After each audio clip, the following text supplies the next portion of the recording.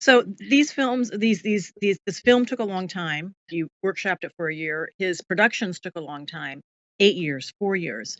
And we see that he was struggling with this and didn't know if he could stick with it. We have a question from Anne in Minnesota, and she asked, have either of you ever thought about throwing it in and ever thought about quitting? And what keeps you going?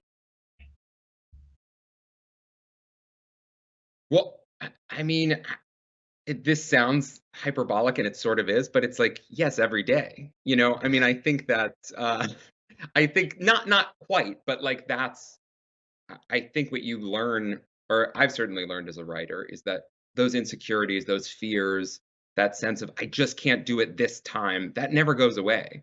Because I think, especially when I was a young writer, I had a feeling of, well, once I have some success, then I'll feel set and then I'll know how to do this and keep doing this.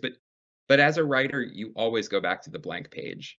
That's Yeah. always there for you. And I think I find that comforting in some ways because we all have it. There is no writer.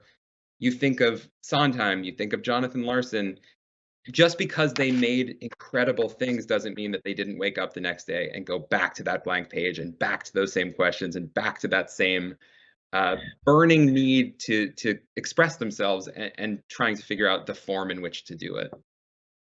I also think that a huge advantage I had was seeing this show when I was 21 years old. I was a senior in college when I saw the posthumous off-Broadway production of Rent that was beautifully directed by Scott Schwartz and starring young Raul Esparza and Jerry Dixon and Amy Spanger.